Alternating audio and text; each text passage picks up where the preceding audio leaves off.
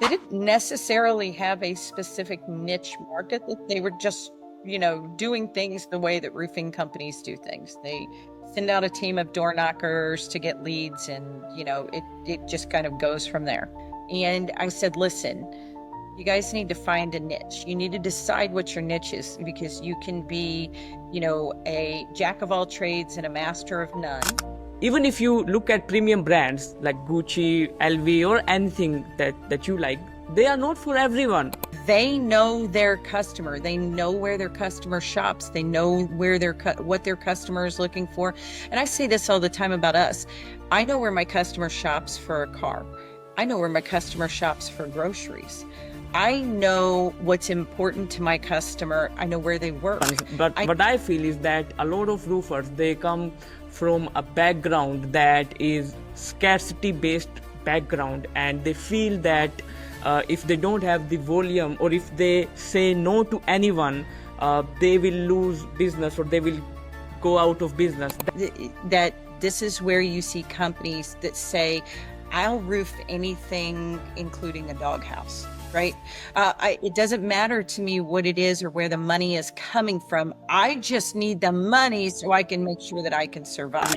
What is the need of a CFO in a roofing company? The role to me is not just about managing what's in the bank account. It's about managing the overall, how you get to what's in the bank account at the end. There's KPIs to track, right?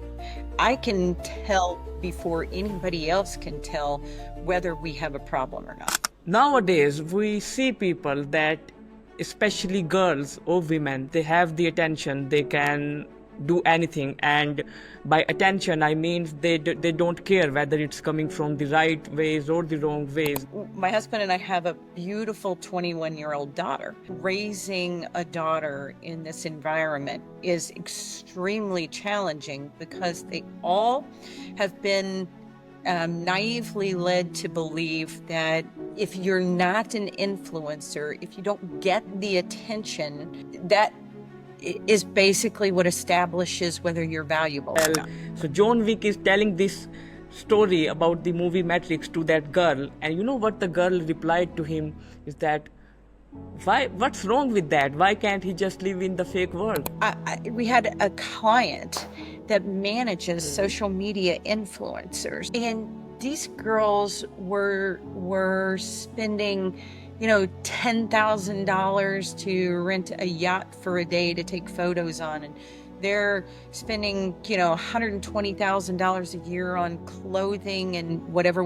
I just discouraged all the knowledge I had about psychology. I don't even believe that clinical depression is a thing that exists. They want to take away the ability to have control over, for you to have personal control over yourself, your actions, and your emotions. Right? There are certain limiting beliefs that we have that hold us back. What are your limiting beliefs?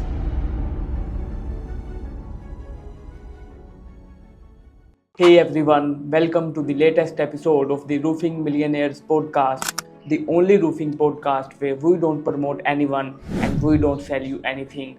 In this episode, we are sitting down with Crystal Watterson from Great American Roofing in Georgia, and Crystal shares what is the difference between a great company and a big company, and how you can build a great roofing company while staying in your sweet spot. Not only this, we have also discussed about the influence of social media on females, particularly young girls, and what are the dark secrets of psychology that they never share with you in the mainstream media. Do like and subscribe to our YouTube channel if you want us to bring more roofing experts like this on the show who can share their hard-earned wisdom with you. Let's dive in.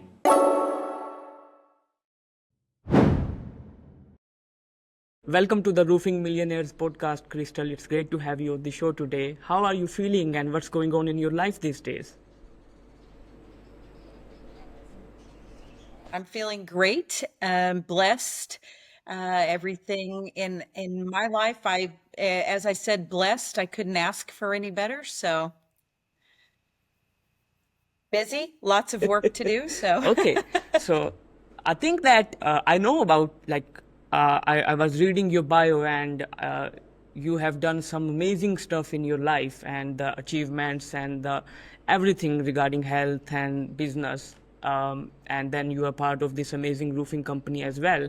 I think that before that we should start with your childhood and how you grew up and where are you right now, so people just have a context about who you are and what you are doing. Sure, sure. So I grew up in a small town in Indiana. My father actually passed away when I was about 10 years old. My mother raised us, from there, and she was a great mother. She worked hard, harder than anybody else I've ever seen. She could still outwork anybody I knew in her 60s. um, she believed in taking responsibility. She believed in accountability. She was a nurse. She started out as a nurse's aide, making $3.25 an hour. Worked at that job from the time my father passed away for another 2 or 3 years. Decided that she needed to make more money, so she Okay. put herself through school Okay. to become a registered nurse. And, she just never believed that there was a handout to be given. She took responsibility for her life, she took responsibility for her children's lives. And, we were just raised that, you work hard and you are held accountable for your actions, and every action has a consequence. And that was just how we were raised. Perfect. And how did you end up in roofing after that? Well, I actually I went to Huh? college right out of high school. Went to two different colleges. Actually, I started at one college and transferred to another 2 years after, and got my bachelor's degree in nursing, which wasn't really my passion. It was just what I knew, and was in nursing for a short amount of time and decided that that really wasn't my passion. And I decided to go back and get a business degree. Um, along the way, dabbled with, economics and psychology. So I have a couple of minors in other subjects, but business was always my thing, right? It was always the one constant thing that I wanted to know more about. My grandfather, my mother's father, was an entrepreneur. Really never worked for anybody else his whole life. He was in the military, and when he got out, he started a sales route back then, just Okay. driving around selling auto parts, and eventually opened, some auto parts stores and an autumn like a deal, not a dealership. What do you call it? Like not body shop, but like mechanic shop, right? Um, so he owned a few businesses and invested in a lot of real estate. And I just always thought it was fascinating. Um, I would sit and watch him do his books as a little child. I can remember being 6, 7 years old and asking him what he was doing. And of course, there was no computers. So back then, everything was on paper, right? In these big books. And so I just thought it was always fascinating, and numbers always fascinated me. So it was always my thing. I always knew eventually I would wind up in business. I got a master's degree in business. Not that I think that it's necessarily necessary in today's world. I think there's so much free information out there, or inexpensive information that people can use to get started, that, a degree that costs you $100,000 now for an MBA, just in my opinion, if I was doing it today, I wouldn't do it. But especially when there's a lot of mentors and things out there, that you can get that information for in a much different way and much faster. But at any rate, I Okay. actually ended up in the hotel business. and worked for a well, probably the world's largest hotel company, and found my way into a role really by accident that was responsible for Okay. fixing failing properties. Sometimes that meant new staff. Sometimes that meant new staff and new processes and new systems. Sometimes that meant really, literally remodeling the entire property, maybe gutting it and remodeling the entire property to bring it back to the performance and revenue levels that that was expected. And I did that for a very long time, and I was really good at it. As I said, for a role that I kind of came upon by accident, I ended up being really good at it, and I could easily identify what it took to turn a property around and make it a profitable property rather than, Hmm. a struggling property. So did that for a very long time, and in Hmm. 2018, I decided that I was kind of done with so much travel. I had traveled a lot across the country, spent many, many months and weeks at different properties, completing big projects, managing big projects, and decided that the travel that I had done for all Hmm. of those years that I was kind of done. It was enough. I had, enough time in that I was able to leave and move on to do something else. So I joined my husband and my sons in their Perfect. roofing company. Thank you so much for sharing all of that information with me. And I actually read that you managed over 100 properties and you turned them into profitable ones. I don't know if that figure is correct or not. So I just want to ask you, you mentioned, yeah, 170, thank you. 170 to be exact. Okay, you also mentioned that you turned those property into profitable properties and you know what it takes to make a property profitable. So I want to ask you what it takes to turn a property into a profitable one. As I said, sometimes it's a combination of things. Sometimes it's one very identifiable thing. Most often I found it was a combination of things, right?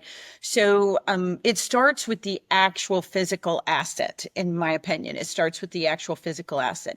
What is the condition of that physical asset? First, you really have to determine, is this physical asset in the condition that would create an abundance of revenue. Everything in the hotel Yes. business is about heads and beds, right? Um, and we want as many heads in as many beds as possible. So it's all occupancy based. And if you have a property that the actual physical asset isn't appealing, who's going to come and stay there?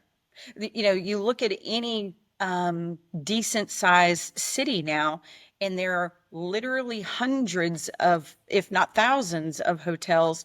And then you have Airbnb and these other options, VRBO and the short term rental industry now to really compete with.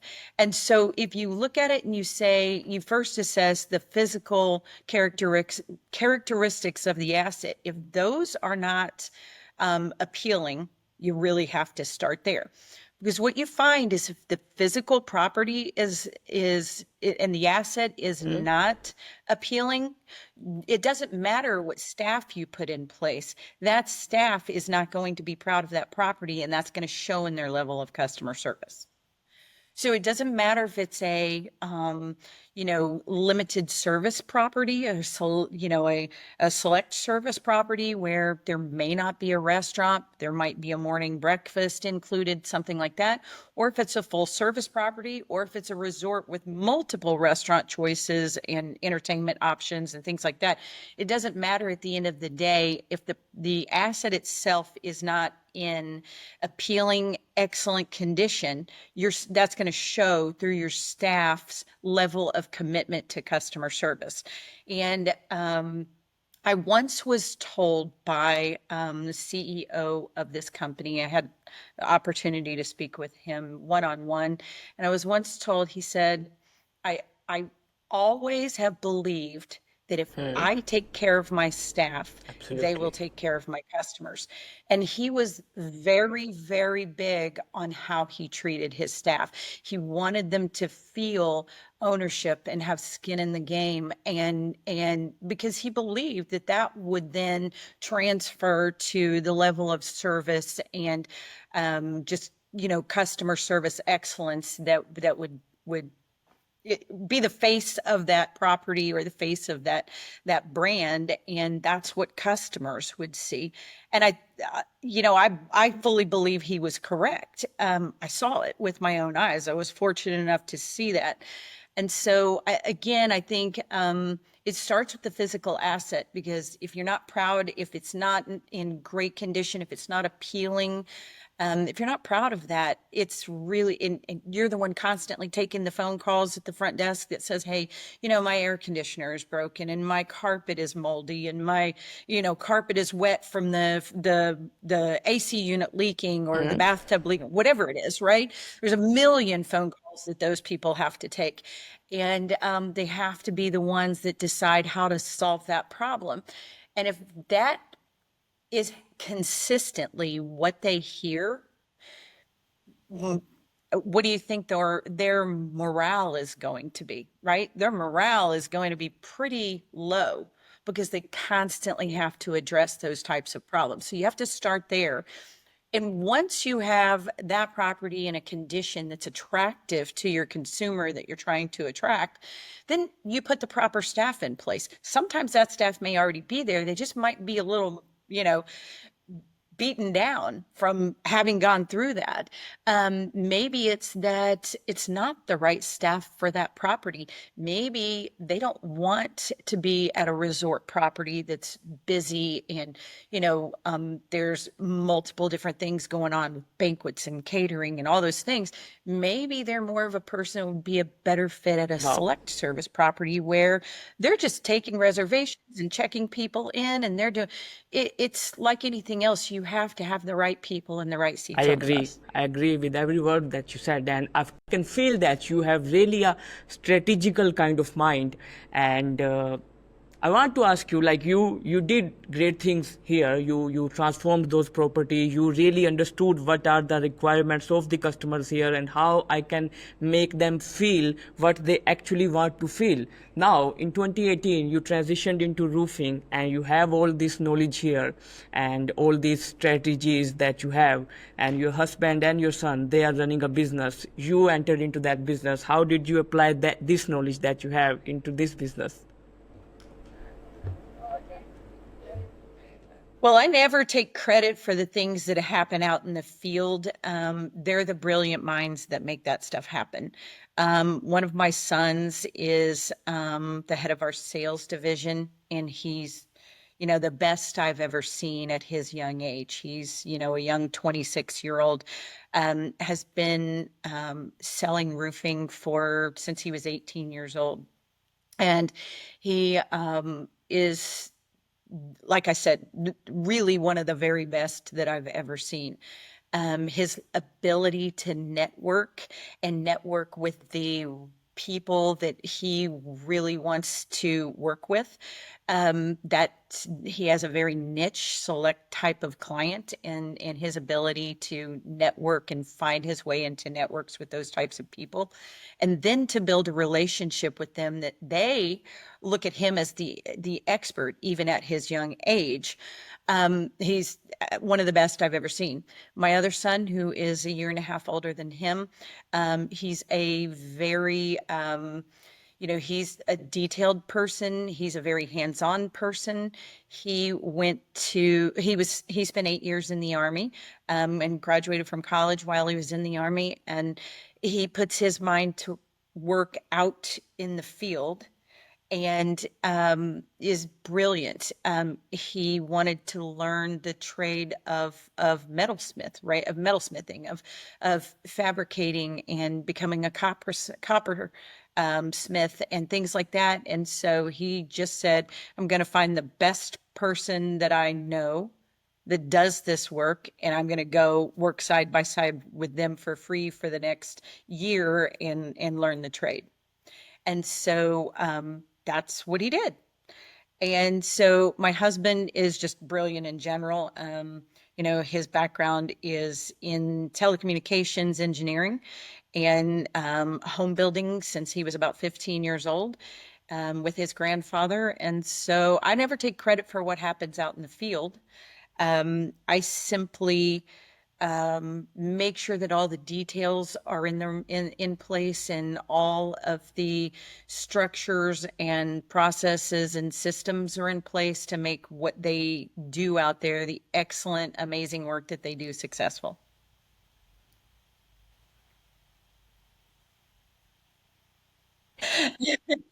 So yeah, I'm just behind the scenes making sure that I make what they do as successful as possible by being their support system and giving them Okay. all the tools. So, um, when did your husband probably started this business, Great American Roofing? Well, ironically, it was actually the younger of Ha. my two sons' ideas. When he was in high school, he was working for a roofing company. So he's a big golfer. He's always been a golfer and was supposed to be playing college golf and decided Okay. he didn't want to go to college. He was Hmm. working for a roofing company, as Hmm. started out as an intern. And that was his way of having a reason to get out of school early every day because he only had two classes. And his senior year just didn't want to sit in school all day and take a bunch of other extra classes that he didn't need. He would rather spend that time at the golf course. So he was able to get an internship at a roofing company, and he ironically became one of their top salespeople very quickly. And but there was things he didn't like. There was things that he Hmm. didn't agree with how they did those things. And he felt that there was a way to do it better. And so he came to my husband, who had just retired from his first career in the telecommunications industry as an engineer. He came to Okay. and my husband's built homes, as I said, since he was about 15 years old. Hmm. None of this was new to him, but he came to my husband and he said, "Hey, let's open our own roofing company. We can do this better." And so Hmm. my husband said to Hmm. him and his brother, my older son, he Hmm. said, "You guys get together, put together a business plan, and we will decide based upon your business plan whether this is something we want to do and we can make this work." And they actually came back with a really good business plan. And from there, they decided to move forward. They opened the company and um, basically hit the ground running. I joined them not long after. At the time, they didn't necessarily have a specific niche market, that they were just, doing things the way that roofing companies do things. They send out a team of door knockers to get leads, and, it just kind of goes from there. And I said, listen, you guys need to find a niche. You need to decide what your niche is, because you can be, a jack of all trades and a master of none, or you can find a niche and you can be the master of that niche. And um, we were doing a lot of very high value homes at the time, re-roofs. And I said, and what I saw, and it Hmm. was great because I had a fresh set of eyes, right? What I saw was that when they shined the most was on big, Okay. complex projects, right? That was where Hmm. they were really good. Like everything about it just it was really good, that everything would easily fall into place. The Hmm. way I saw them pre-plan, the way I saw them put together, their safety plans, just all of it, I could tell that was their thing. And I said, you guys this needs to be your niche. And everybody kind of looked at me at first like I had two heads and said, there's no way we're ever going to be able to make it just doing this kind of work. And I'm like, yes, you will. You have to build the brand that supports that. You have to build a reputation that supports that. You have to build a portfolio that supports that. You will be looked at as the expert if you focus on building your brand that supports that. And so that was the direction that we moved, and we've really never looked back. There's a lot of roofing companies out there competing for volume. I'm a huge Wow. believer that volume is vanity, but profit is sanity. I would rather do 150 highly profitable jobs every year than to be one of the ones competing for 5,000 jobs a year that, are barely profitable. And so we end each year with a true net profit of somewhere between 18 and 24%. And that is a true net profit. So that's taking everything into account. And our real numbers are the 18 to 24% range. So it's different to be in this industry and know your numbers and understand how you're truly profitable and what things you can tweak to make that profit higher, what things that you can do to be even more profitable the following year. We just focus on profitability, not on volume. Awesome. And you know what? If you know me, I am actually a marketer and I work with roofers. I say this all the time that it is better to work with five people who are your ideal customers and who is your smallest viable market. That's my way of saying this. Instead of just searching for every job, or like, even if you look at premium brands like Gucci, LV, or anything that you like, they are not for everyone. Yes. They all know who their Absolutely. They all know who their target customer is. They know their customer. They know where their customer shops. They know where what their customer is looking for. And I say this all the time about us. I know where my customer shops for a car. I know where my customer shops for groceries. I know what's important to my customer. I know where they work. I know how they spend their time outside of work. We know our customer probably better than anybody in the industry that I've ever seen. And we are not a huge company. We purposely stay at a very specific level of revenue because we know where our sweet spot of profitability is. Could we be bigger? Yes. Could we be smaller? Yes. Do we want either of those? No, because we know we are very dialed into where our sweet spot of profitability is. And but I know, we know our customer. Um, if I was going to, if I was going to spend money on marketing and Yes. advertising, I know right where to spend my money because I Yes. know where my kind of customer shops, right? I know, and so it's very easy for us in that respect. I think we're roofers, a lot of roofers, not all, because I've seen some that are Hmm. way better than me at this, right? There's people I admire out there, and I'm sure they do it far better than I do. Every day I'm still learning. I didn't grow up a roofer, so, and I don't call myself a Right. roofer. My husband, my son, they actually are out there doing the real work, and I call them real roofers, right? But I am not a real roofer. I am a business owner, and that's my specialty. But I think where I see a lot of roofing companies go wrong is they're trying to serve everybody because they don't see a path to survival other than volume. And I I just have always thought it was the wrong approach.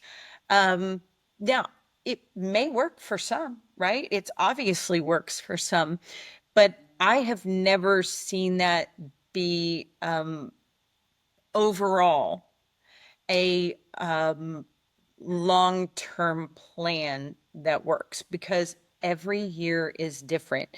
And listen, one bad thing that happens, one problem that Hmm. arises from a project that you did, one disagreement with a customer, um, the longevity of your business can be drastically affected.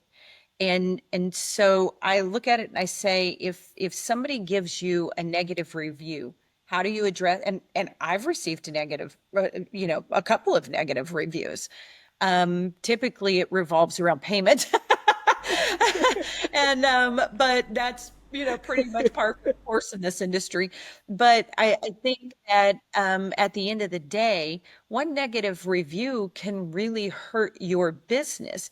So I think you have to really look at all aspects of this and say, if I'm trying to serve everyone, I'm trying to serve a client over here that doesn't really care about their roof, and they're only, getting a new roof because insurance is paying for it.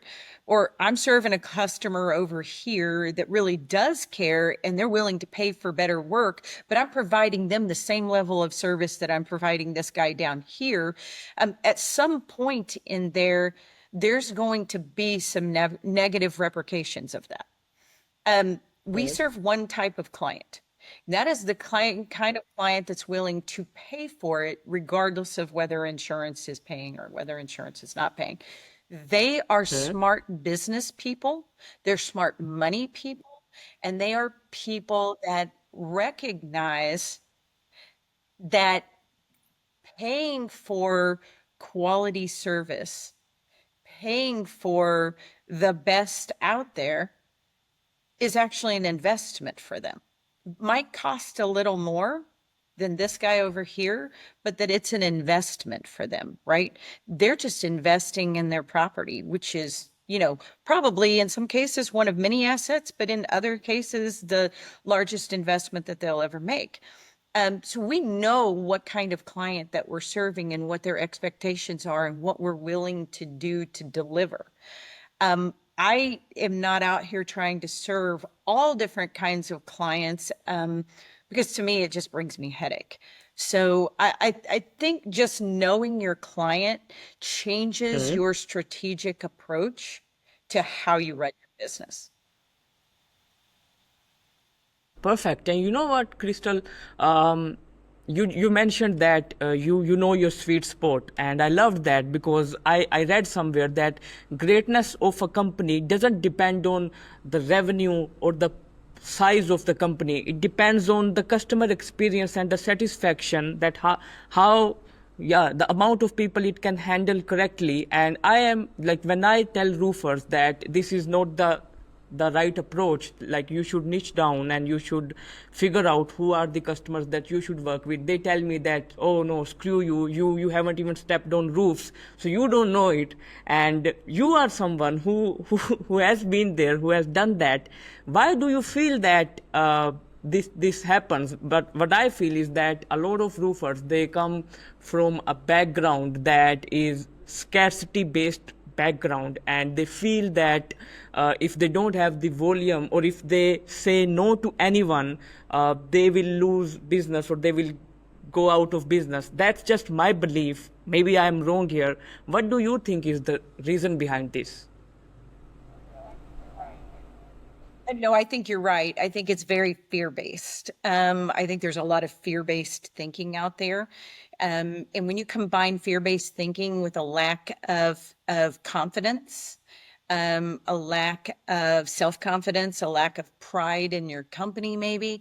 I think there's a few things that I see affect it, but fear-based thinking and a lack of confidence, to me, says that this is where you see companies that say, I'll roof anything, including a doghouse, right? It doesn't matter to me what it is or where the money is coming from. I just need the money so I can make sure that I can survive. And I think those are often, sadly, the same companies that you don't see in business 3 years later. But I think fear-based people don't really give enough credit to the problems that fear-based thinking creates. I learned in the hotel business, revenue.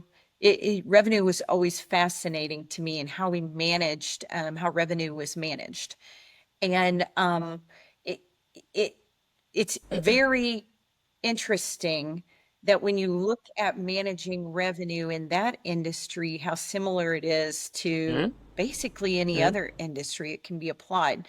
But in that business, what you're really looking at is what is what is the nightly rate that I need to be at that creates a desire to stay at my property and a Hmm? Hmm? profit that meets my goal, right? Because if I only focus on the profit over here, then I'm going to drive rates up to a level that is going to actually deter people from wanting to stay at my property. They're going to go choose somewhere else that might be cheaper or fits whatever their need is. But there's a balance that you can really get to down to the pennies. You can get to a balance that says, at this rate, I meet my revenue and profitability goals, but I also have the highest rate of occupancy. And I think if you look at that model and you can apply Hmm? that to the roofing industry, right? Where do I need to be to meet my profitability goals as a company that gives me the ability to invest back in my company, invest in my staff, invest in assets, and still be able to provide a high quality product without Hmm? overcharging, without leaving money on the table. Right. So it's very much a balance that you have to get to, and you can never get there if it doesn't start with knowing your numbers, right? So I just look at it and I kind of just took common sense from what I learned in another industry and said, okay, I can get to where I want to be profitability wise. What meets our goal and still gives the customer the best quality product without cutting any corners, taking things away. What do I have to do to still provide that and meet our revenue goals, right? That's where we are. That's where we want to be. That's what our sweet spot is. Let's find that. And that's our foundation for operation. Great. And speaking of numbers, Crystal, you are the CFO at Great American Roofing, as far as I know. Uh, yeah. So Yeah. The yeah, least that fun that was job my here. question actually. What is the need of a CFO in a roofing company? Because we don't see many.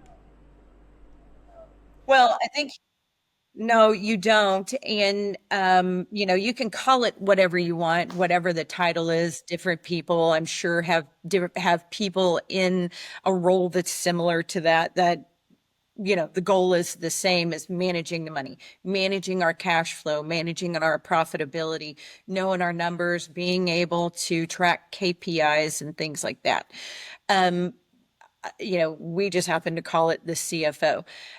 But I think the need for it is probably highly overlooked in a lot of companies. Now, granted, if you are a one or two person company, you may not have a need for that.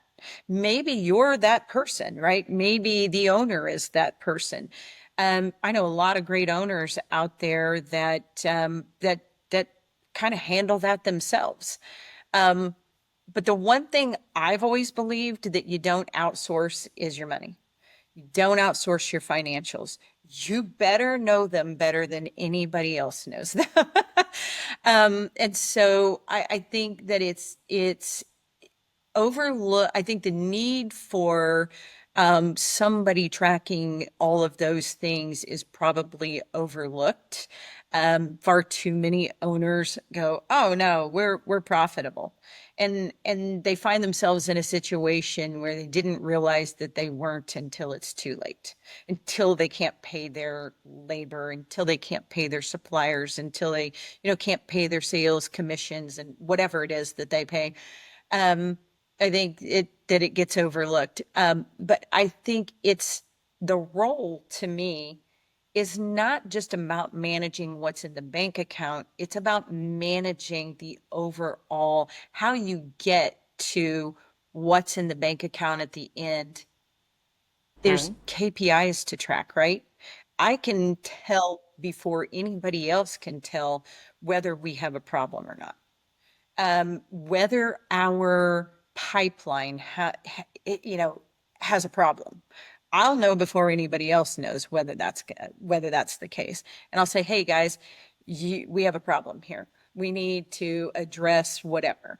But it's the tracking of specific measurements.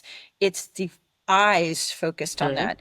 Like for instance, for me, the first thing I do when I come in the morning is open Okay.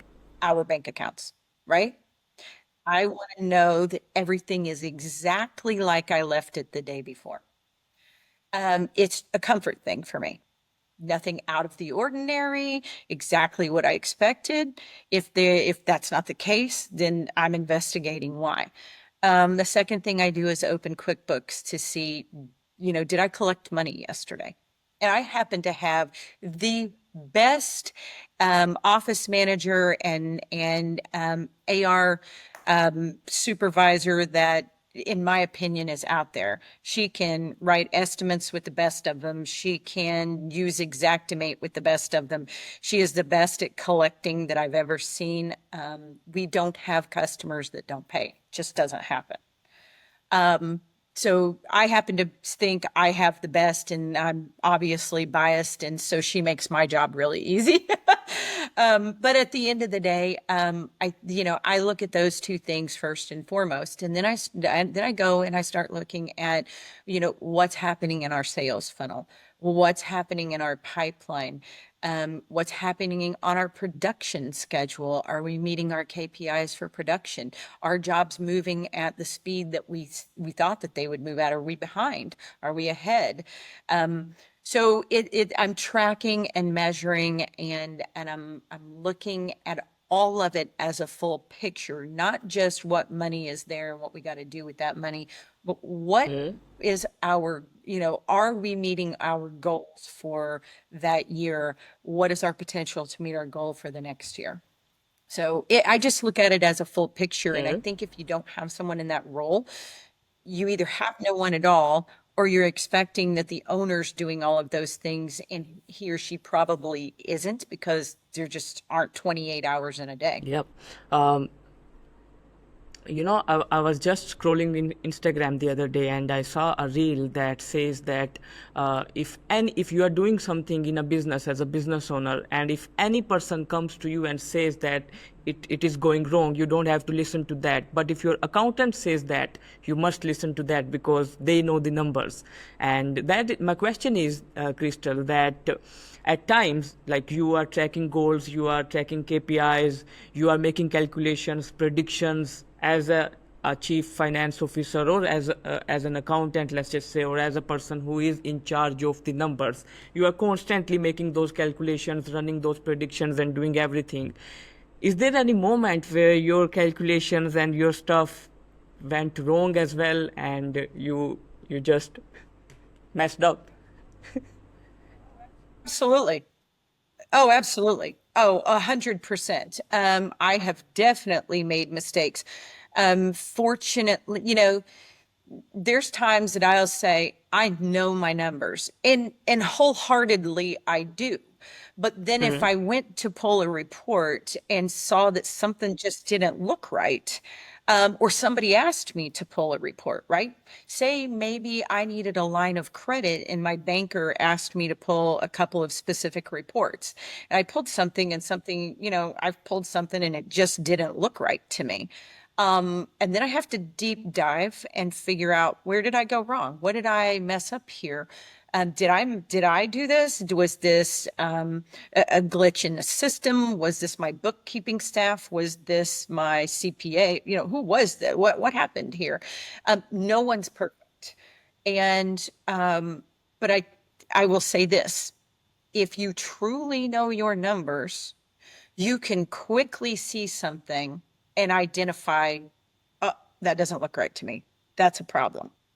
There's a problem somewhere. I've had issues where our CRM and and say QuickBooks, there things were syncing wrong, and I'm looking at something going, this is not right. This number is way off, and this shouldn't be this. But if you didn't know your baseline numbers, how would you look at a report and quickly know that? You wouldn't, right? Who knows how long it would take you to figure that out? I just happen to know our Hmm. baseline numbers so well that I can look at it and quickly identify on a report if something doesn't look right to me. And so I go back to, there's really got to be a baseline set of knowledge about your company that someone is responsible for having, whether that's the owner or the CFO or the whatever. We have more than one owner here. It's a family business. And so, I think it goes back to someone has to be responsible for knowing that. Because if you do, you can quickly identify when something is wrong. Cool. Um,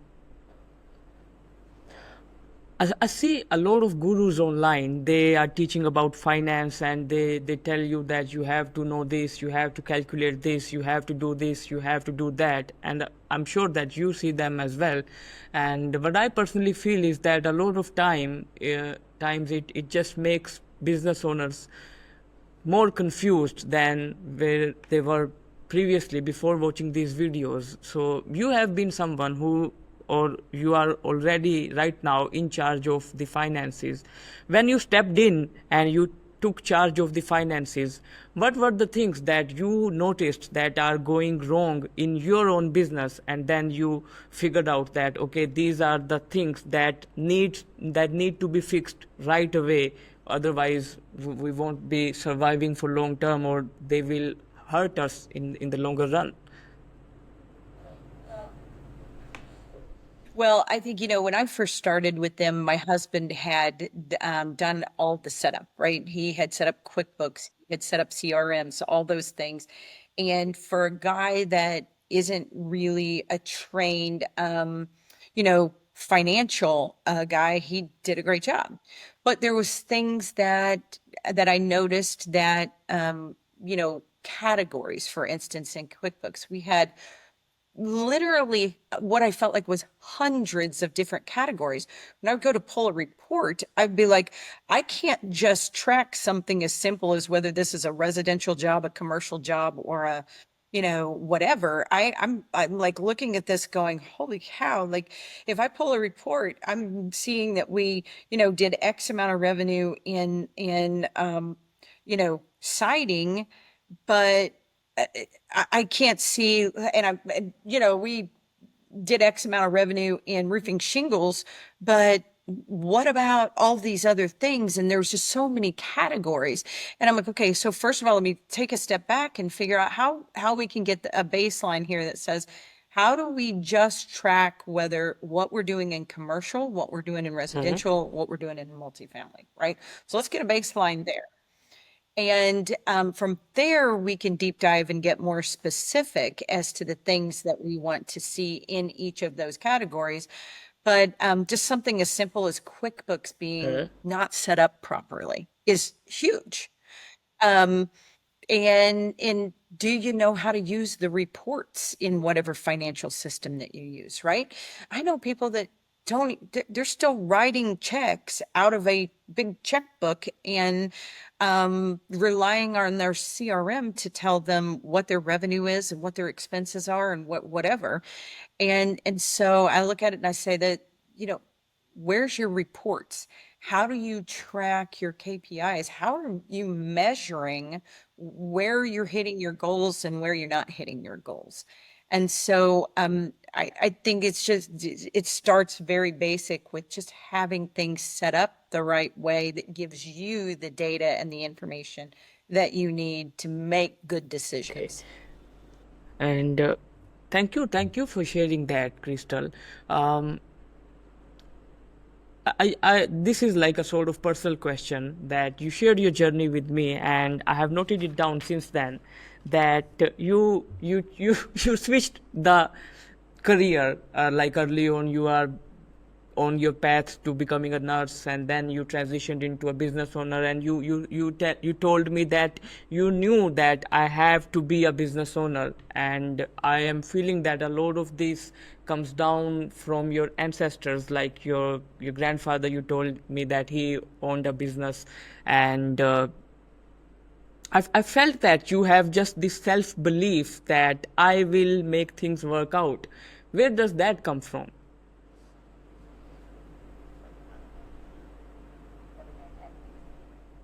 I guess probably a personal relationship with God. Obviously, listen, when I tell you that after my father passed away and we watched, my mom did the very best she could to provide for us, and we never went without what we needed, right? What we needed. We didn't have a lot of things that we wanted. We didn't have a lot of things that our peers had. But and probably at the time I was selfish Mm-hmm. and probably thought that's not fair, right? But what we did have was someone setting me an example and saying, if I can do this, if I can raise three kids on a job that pays me $3.25 an hour, anyone can do anything, really, right? At the end of the day, I think that's where I saw it first. If I had to say anything, I watched how she somehow stretched to make ends meet and did house cleaning jobs on the side when she wasn't making that much money, and um, you know whatever. And we had chores. We were expected to do the laundry and do the dishes and clean the house and do the things to help around there because she was out doing all the other things to try to make the money. And I remember having I babysat kids from this time I was like 12 years old to about 14, and had my first real job when I was 14 years old, working at an old Kmart store. And I remember what it felt like to get that paycheck every week. And back then, that particular chain of stores, they operated every store out of a local, locally, to where every store paid you your paycheck from the back office. And I remember hours being in an envelope, and it was cash. And it was cash for our paycheck, and right down to the amount of pennies and coins that, was owed. And I remember get that feeling of getting that envelope every week, with that cash and those coins in there, and what that felt like. And the pride that I felt to be able to go, I have my own money. And so, I guess from early on, I mean, I just was always proud to earn my own money. Um, and, having watched how hard my mom worked and having watched my grandfather be an entrepreneur, and I was always so proud of her because she could have at any time asked for a handout from my grandparents. And she never really did. And so I just always knew that his influence on me was fascinating, and that her work ethic was fascinating. And so those two things just kind of created who I was. And I knew that to, I didn't want to, and I don't want to say this to make it sound to where it's negative, because it was all a great influence on me, but I didn't want to live how I grew up, right? I didn't want to live in that like scarcity mentality, where everything was, oh my God, I don't know when I'm going to get the next thing. And so I just always said, it will work itself out. I will have what I need, and I will get what I want. And if I ever didn't know how that was going to happen, I really just turned it over to God and said, I know you're going to provide.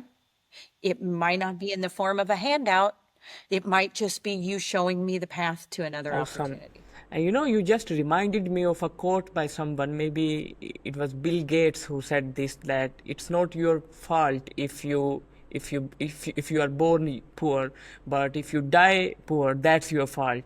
And I read That's your your fault. Facebook profile bio where you just quoted a verse from Bible, maybe that strengthen me according to your word, maybe if I am correct here.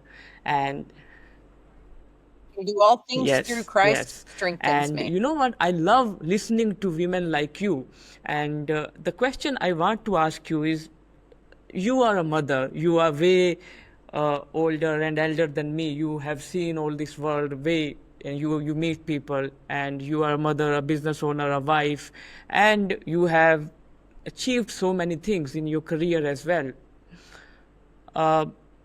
Nowadays we see people that, especially girls or women, that they feel that attention, if they can attention, they can, if they have the attention, they can do anything. And by attention I mean they don't care whether it's coming from the right ways or the wrong ways, they just want attention. Because the reason behind this, what I feel, I can be wrong, is that the social media and all these influencers, they are pushing these things into us, and we are just praising them like gods, especially girls. And this is a problem that I as a male feel is arising. Now you could have been a victim like as well, you could have easily chose that path, but you chose the right one, you took the responsibilities, and you asked God that show me the path, and I am ready to dedicate whatever it takes to be what I have to be. Why do you feel that uh, a lot of this internet and this trend following is maybe happening and have brainwashed the girls specifically? Because I feel we can talk about roofing for hours here, but it's just like that you said that these things are the foundations. If you have the foundations right, you can run your ads and you know who you have to target, and these things like these conversations are your foundations. If you have your foundations right, you will build habits that will automatically shape up your business. So if you have the wrong habits and if you are following the That's wrong right. trends, how will you become a woman or a girl or a lady that is nourishing the family or the kids or the husband or the house or the business even? And so, it's a very interesting thing that I see in society. Of course, I'm in my 50s, so when I was a teenager, we didn't have social media. I think we had like bag phones that you still carried around in your car at that time. That was the closest thing to, anything that we had, unless you had a Polaroid camera. But I do think that, I have my husband and I have a beautiful 21-year-old daughter. And raising a daughter in this environment is extremely challenging because they all have been naively led to believe that if you're not an influencer, if you don't get the attention, that that is basically what establishes whether you're valuable or not, right?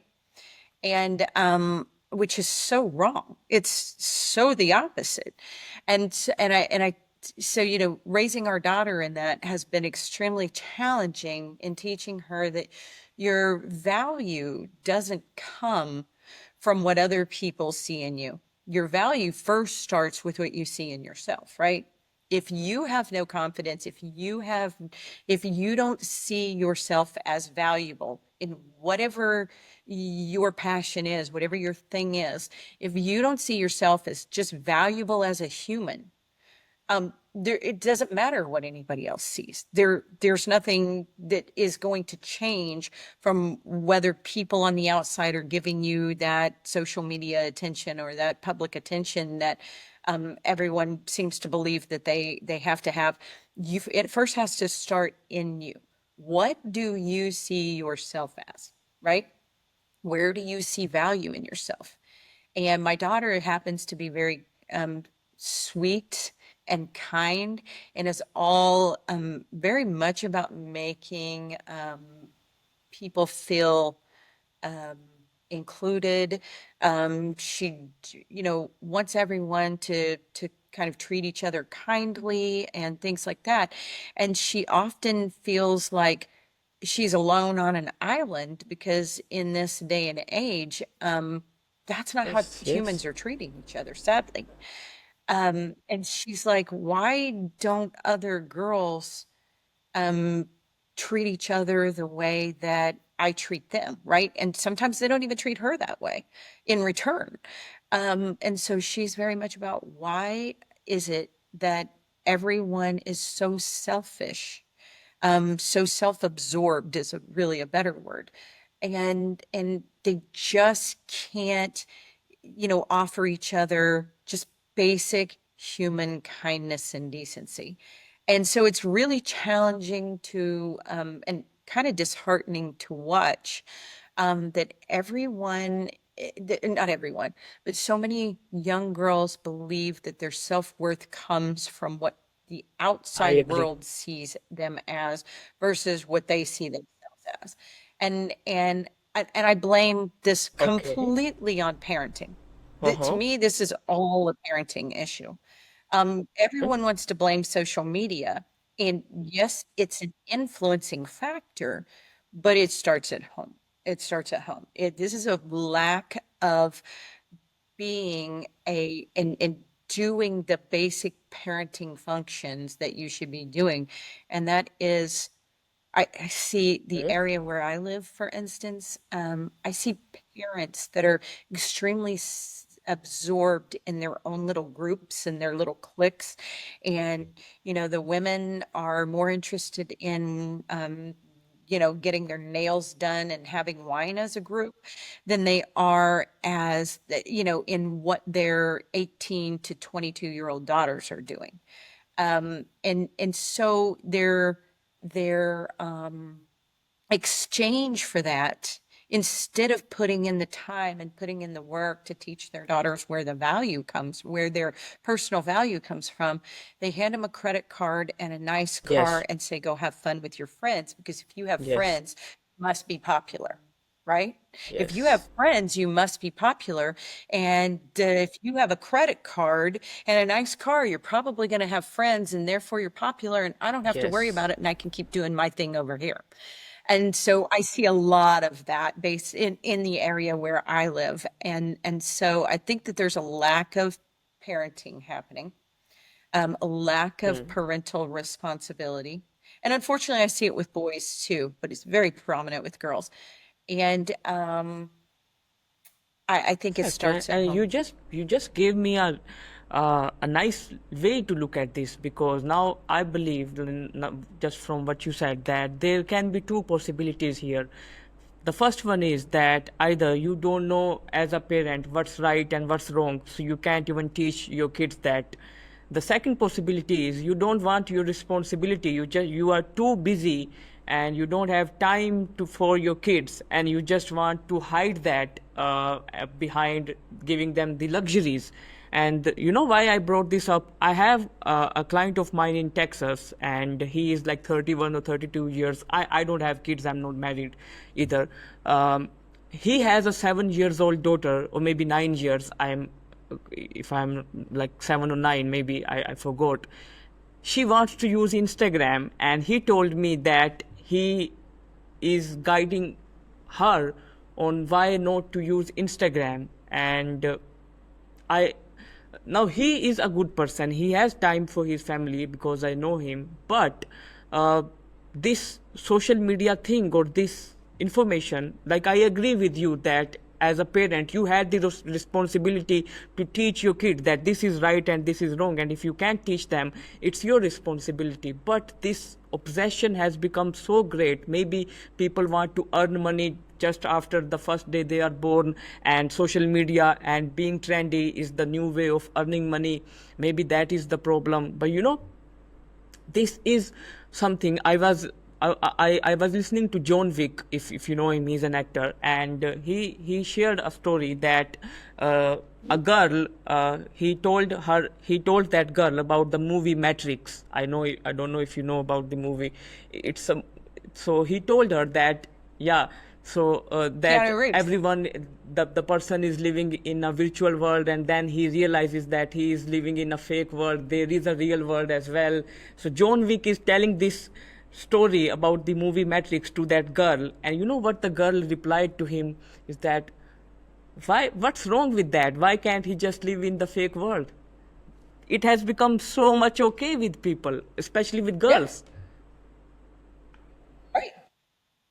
Right. We live in a world where make believe everything has become acceptable, right? And I'm going to do my best to stay away from things that are seen as political comments and whatever, because I don't really care politics wise. What I care about is that in this day and age, there is a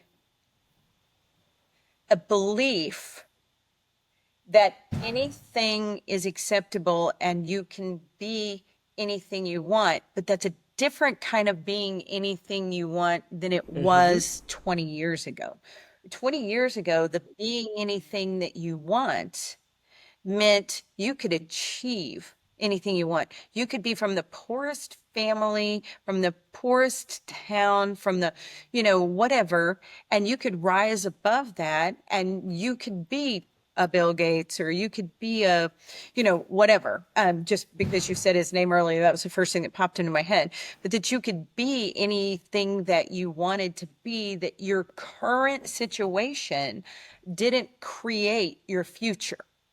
Now, what that make believe world says is you can be a cat even though you're a human. You can be a dog even though you're a human. If you wake up tomorrow and you want to be a purple polka Yes, dotted horse yes, and that's what you want to identify yes. as, you can be that, right? And so there's the more fake, the more difficult to believe is almost the more acceptable that it has become. And what we see on social media with all of these girls, I mean, we had a client that manages social media influencers and did very well doing so. But he was managing mainly young women whose sole goal was to use their personal appearance to reach and attain a level of prosperity than in wealth that they wanted.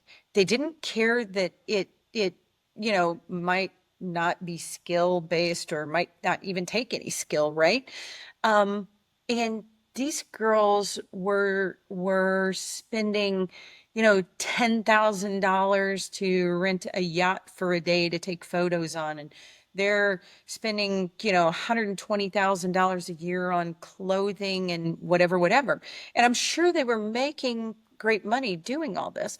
But at the end of the day, what happens in society when everyone stops caring about the fake world and just wants to go, wants to get out of the matrix and go back to the real world? Like, what happens to all those people? They have no skills. They might have some, but they haven't, they don't know who they are. So how do you move forward with your life when you wake up and have no idea who you are? Because their identity that they've created in fake world is suddenly gone. So I don't know. To me, I think we are on a very, very slippery slope in society. And I think AI just exacerbates that problem. Speaking of AI, you just mentioned that your husband is a telecommunication engineer. I am an electrical engineer, by the way, and I did my major in machine learning and AI automations, and I was obsessed with AI. But a few weeks back, I started reading this book, Empire of AI, and these people who are making chat gpt and OpenAI, they are not good people. There is a lot of bad science behind this.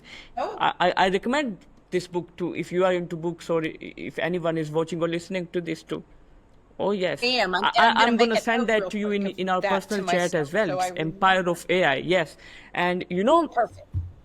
we feel so much alone, like just as your daughter. We live in a different world, and irony is that I don't feel so that in 1 or 2 years or even 5 years, people will believe that there is something like a matrix. They will believe that this is the real world, and that is the collapse of the society. And do you feel that a lot of this is because psychologists, like I don't believe this concept of psychology as well. I read 20 plus books about psychology, and now I can say that all it teaches you is to be sensitive about everything. Like I cannot tell you that it's wrong because it might hurt your feeling. And this is the problem, that most people just want to be accepted as they are. Like, if I can identify as a cat, I want you to recognize me as a cat because I don't want you to hurt me. And if you say me that I am a human, there's a group of people or a bunch of people, they will say that you are doing wrong because you are hurting my feelings. Right, right. So I studied psychology in college, and it's very fascinating. Um, when you go back and I don't know if I you've ever have. taken a psychology class, but one of the very first things that you ever learn about is Hmm. Pavlov's dog, right? You hear about Pavlov and the ringing the bell and conditioning and training of the dog. And and and so I look at that and I say, the more I studied psychology, the more I realized was psychology itself. It was less to me about studying the human mind than it was about how easy it is to take the subject and the teachings of psychology Yes. and Yes. condition people to and Yes. be Yes. exactly what you want them to be, right? And they're telling you up front, if you listen and you pay attention in the early studying of psychology, they're telling you, hey, we're going to show you exactly how we're going to condition you to be exactly what we want you to be. And so I think um, psychology as a subject lost its fascination with me along the way when I realized that the subject itself, the goal is to use that to condition people to be or do or whatever a certain way or a certain thing. And I see just exactly what you said, that you can, like, what happens when people start Hmm. wanting to exit that, right? When people start to wake up and realize it and they want to exit that. Um, is that like the collapse of society? Hmm.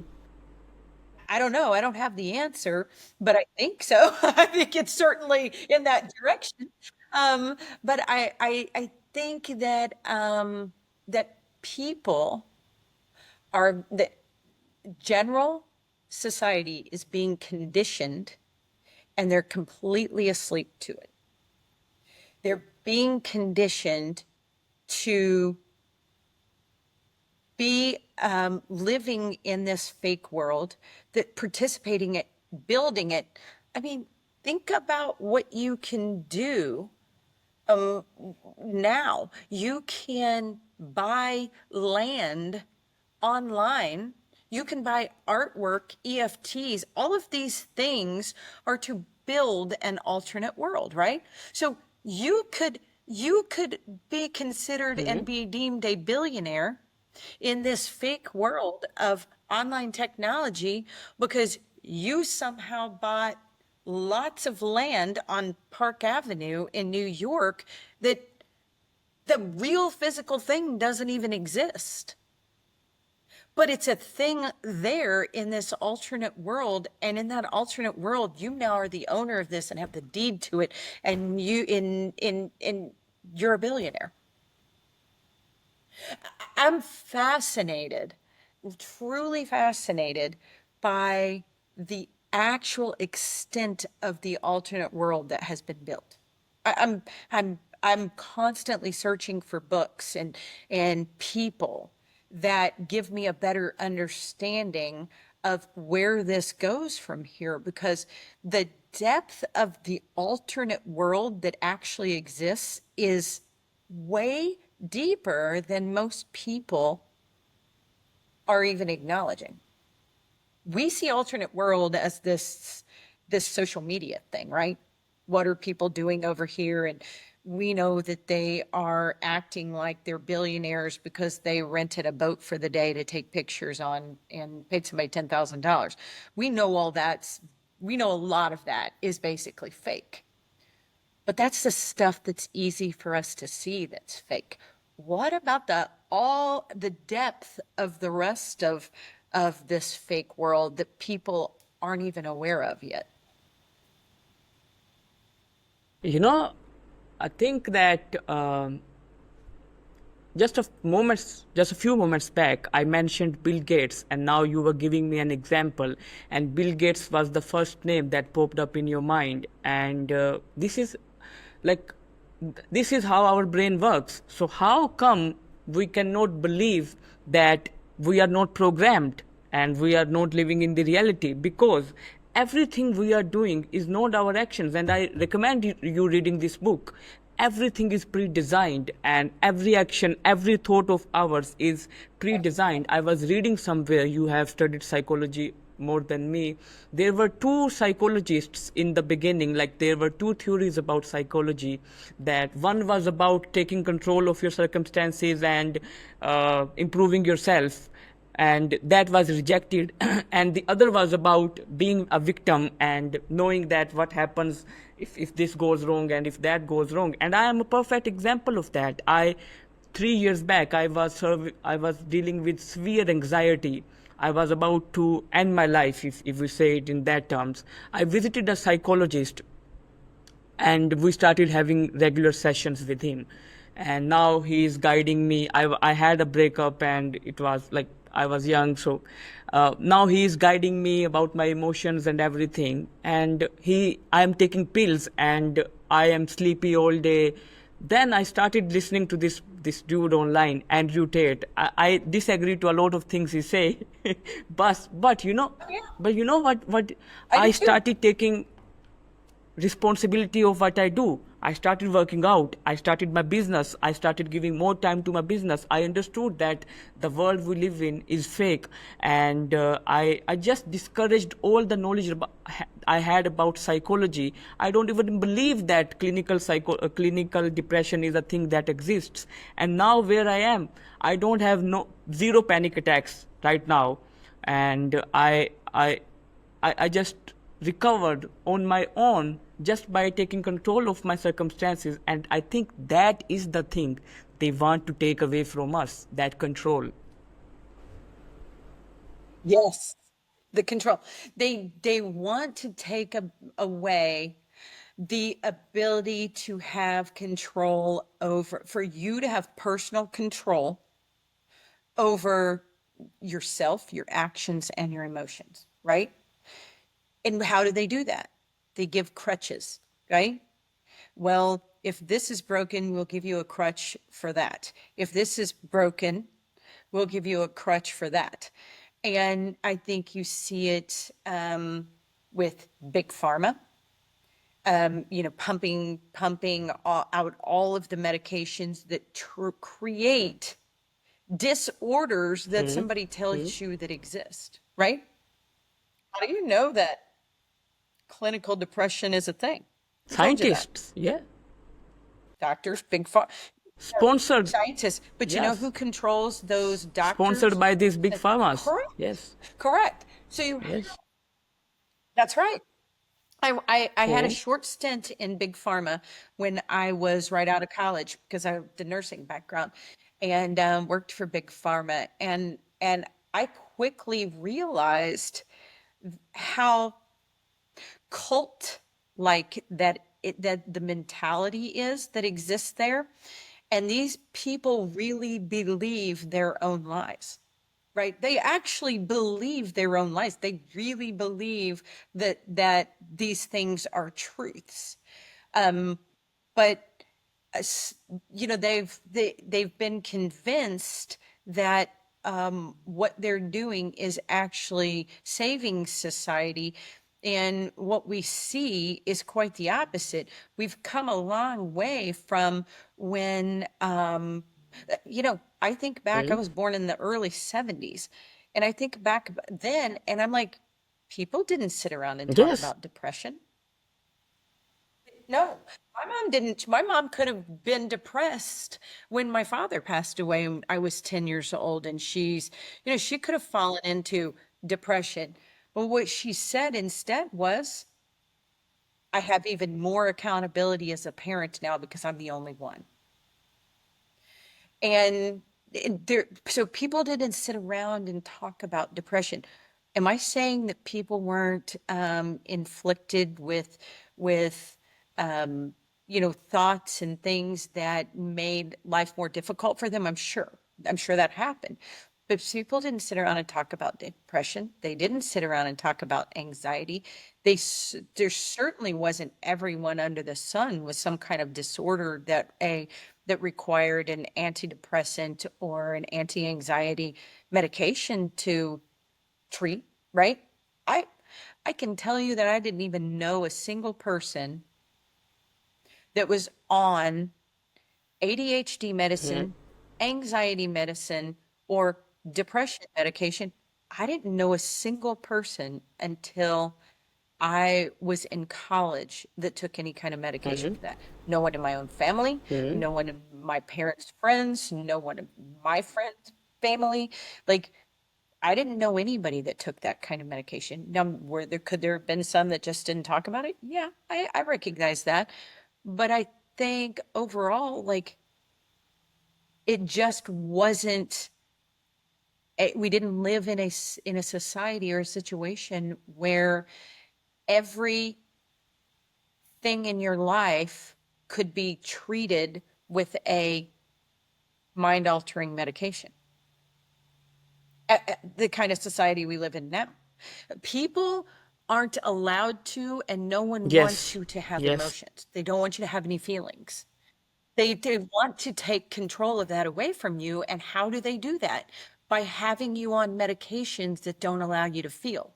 I just said to one of my peers, a lady that I love and highly admire in this industry, I just said in a Facebook post to her today, I think that we go through a lot of motions in life where we don't address our feelings because we just pretend that they don't exist, right? And it's so much easier to tell your doctor, I'm depressed. I don't want to feel this way, Yes, so please give yes. me medication so that I don't feel anything. And if our doctor won't give it to us, they seek it on the street, right? And so then we have people that are have addictions to drugs and alcohol and whatever the thing is. But I think that we go through Hmm. motions. We may have feelings, but we've been told for so long not to address those, right? I'm not allowed to make you feel bad. I'm not allowed to hurt your feelings. But if I go and tell a psychologist that I feel some sort of way, and it's negative to me, what do? They give me medication to cover up those feelings.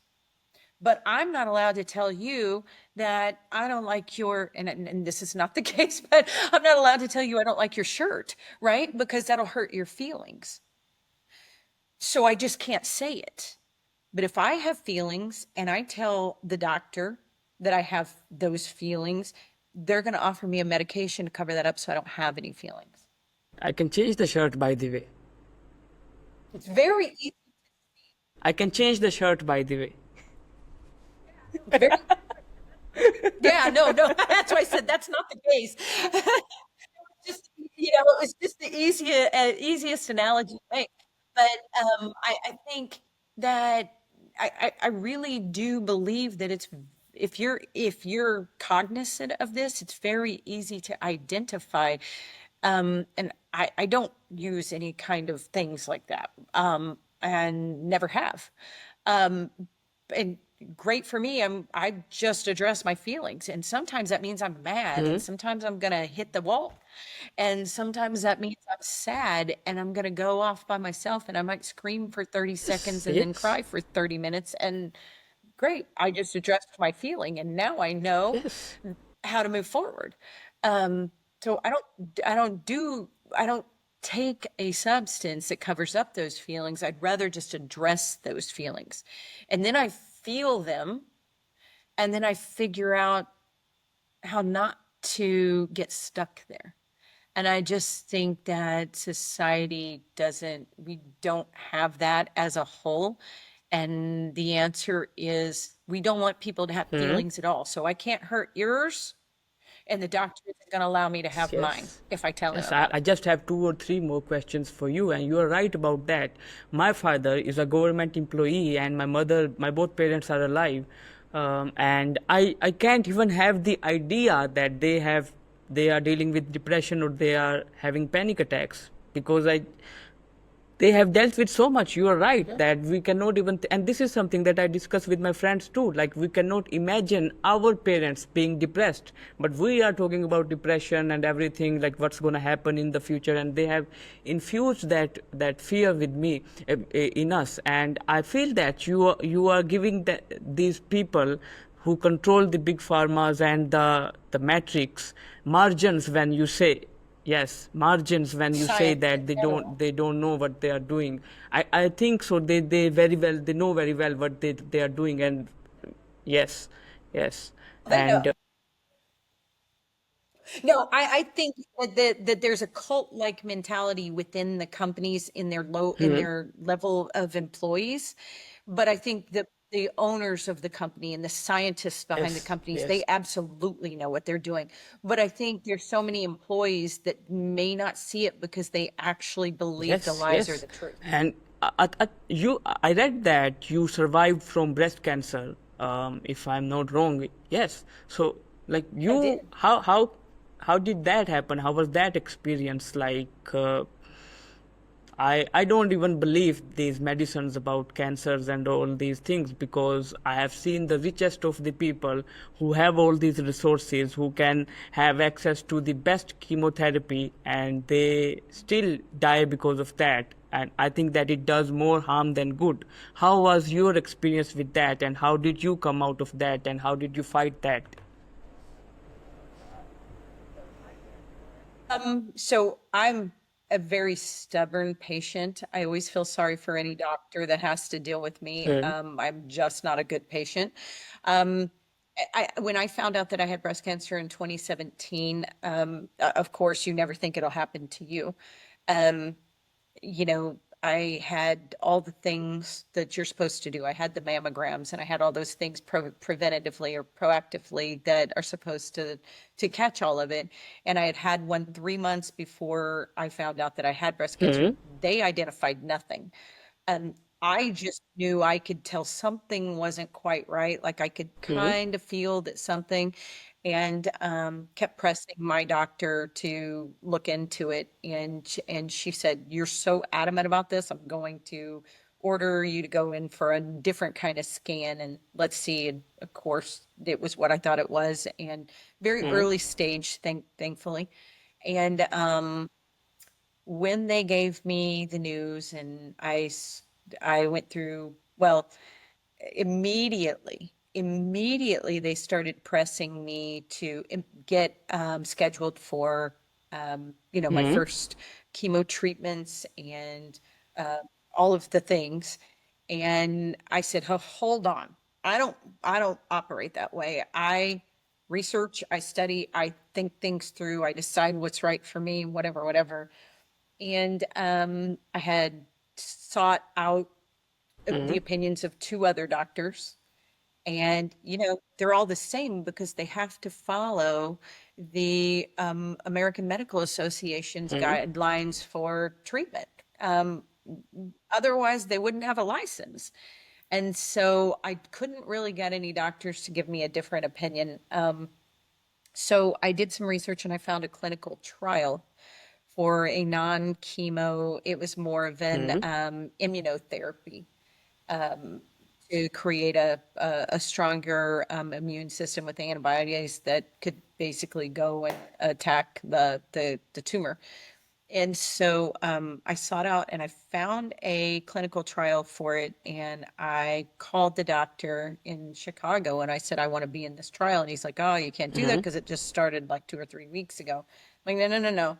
You don't understand. I want to be in this trial. And he's like, anyway, um, a few phone calls later, I can finally convinced him to let me get in, Hmm. even though I was a few weeks late. And he called me back the same day. It was really a God thing. All credit to God. He called me back and he said, the head of our cancer research is actually in the Hmm. same metro city where you live. And he has agreed to run your study separately. So you don't have to fly to Chicago every 3 weeks for this and blah, blah, blah. He's going to run your study separately. Great. So that's what I did. Hmm. And I refused chemo. The doctor, literally the hospital and the doctors, the hospital organization and the doctors called me Huh. every single day for 12 weeks trying to Okay. convince me to get chemo. And I said, not going to happen. And to the point where their last phone call was with me was, we're going to Okay. report you to the state. I said, report me to the state for what? They said, because you're refusing to treat Okay. yourself, you're going to die. So we're Huh. going to report you to the state for that. I said, great, report. Listen, you have my address. You know where to find me. I mean, yeah. And that was so eye-opening for me because I'm like, how does the state think they have any authority over my decision on treating my body? How do they think they have any decision on that?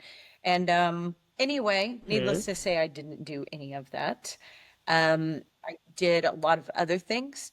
Um, Changed my diet to a vegan diet. If I told you all the crazy things that I did, people would be like, "No way that worked." And I did the clinical trial for 9 months. And fortunately, I'm Hmm. still here today to talk about it. And cancer free as far as I know. And if I had it to do over again, I wouldn't Perfect. And do you one know thing what? different. I think that is the whole point of our conversation. The state or the controlling powers, they want us to think what they think is right. They want us to stop using our brains. And I think uh, what I know about breast cancer specifically is that it tends to be more. Prominent in females who are above 40. Maybe I'm wrong here. So you just mentioned that you had some symptoms or something that made you notice that okay, something is going on there. And if anyone is watching or listening to this podcast and you want to share that what was exactly happening and how they can stay aware of if it is under development or if it is worth taking a notice.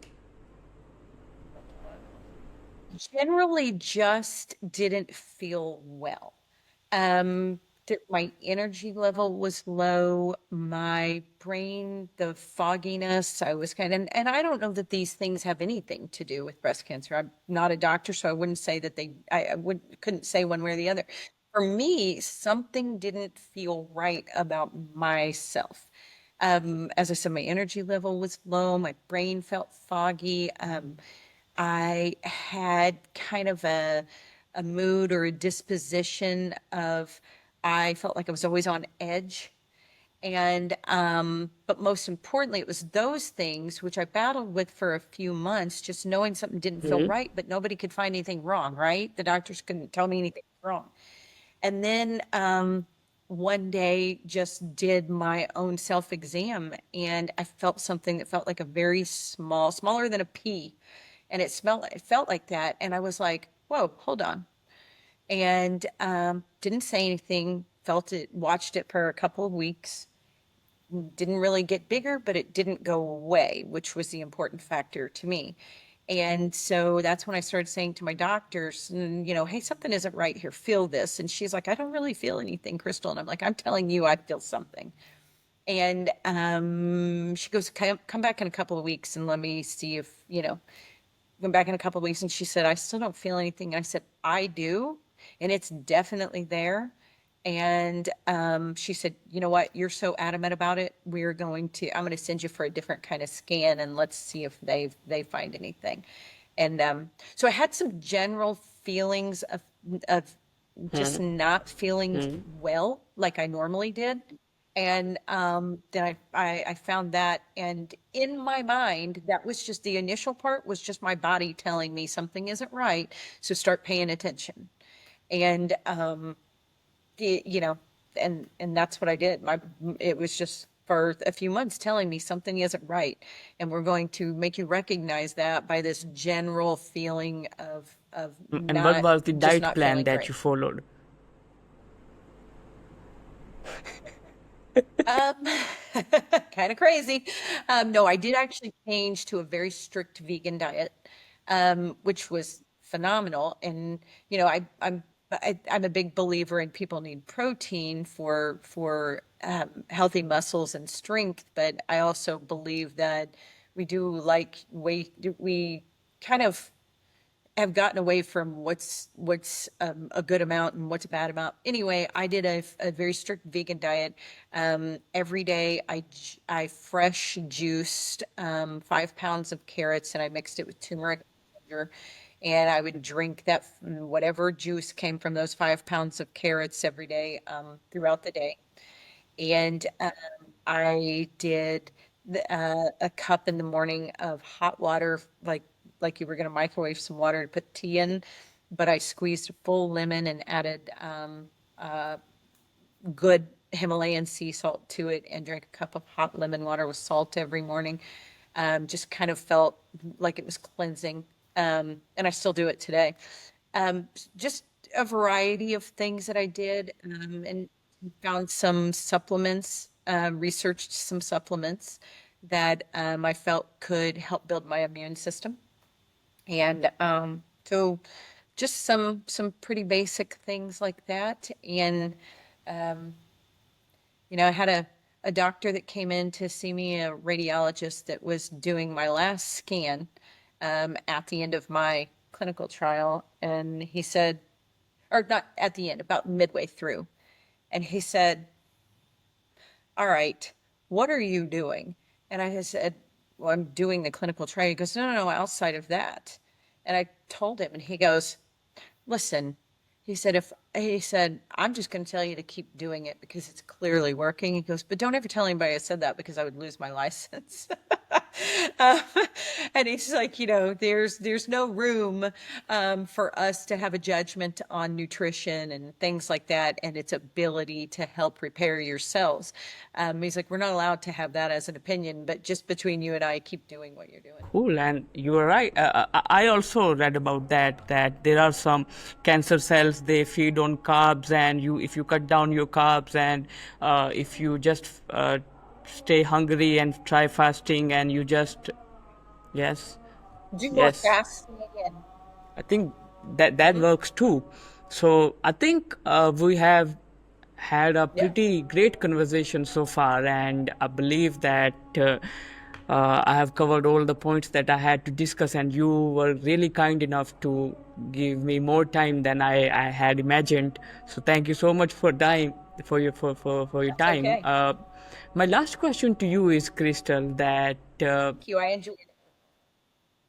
We have limiting beliefs, like no matter how much successful we get in our career or in our personal life, and what we achieve, there are certain limiting beliefs that we have that hold us back.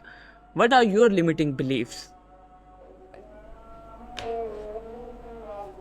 I still struggle with addressing limiting beliefs and recognizing them, today. At this stage in my life, I still struggle with that. And sometimes they're financial related. Sometimes they're about, have I done enough with my time on earth? Um, I, you know, I can, I have a limiting belief of I can only do so much, so I can only help so many people, right?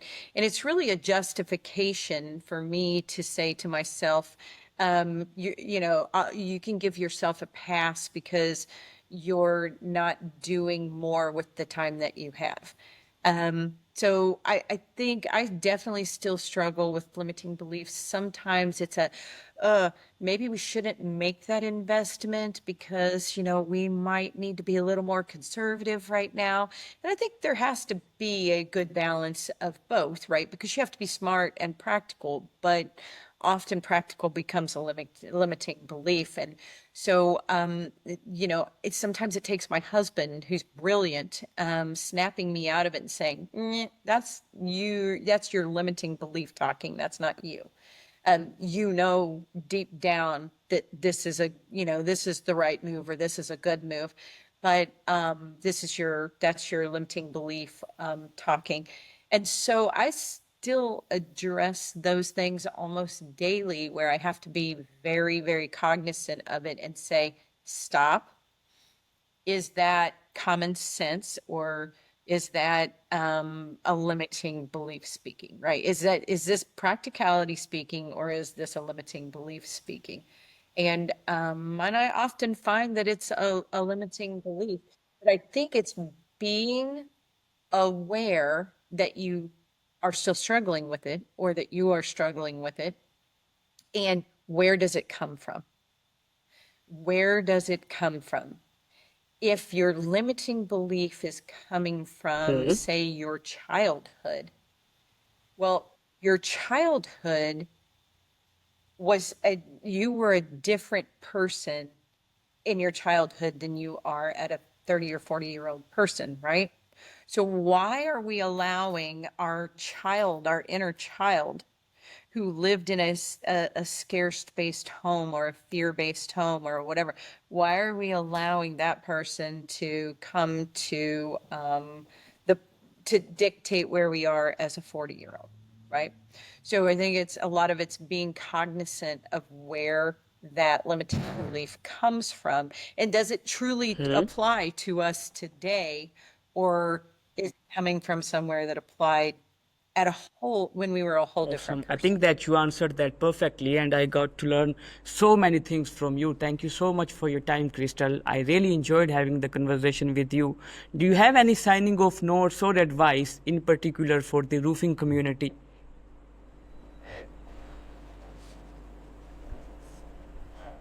Um, I guess if I had to say that there was anything, is I think the thing that we live by here is if you're always doing right for your customer, if you truly have them first and foremost at the forefront of everything that you do, the customer that you're trying to serve, if they're at the front and center of everything that you do, everything else will come together exactly as it's supposed to.